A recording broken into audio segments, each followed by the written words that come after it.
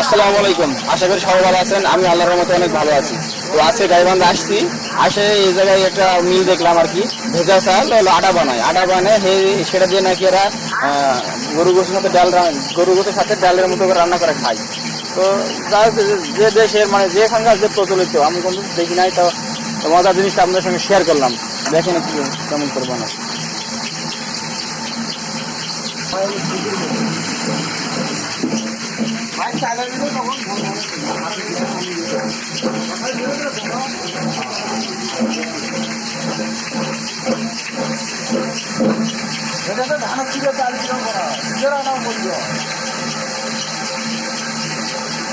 করে সাইড যে পুরা, হ্যাঁ সাইডে পুরা করে যায়।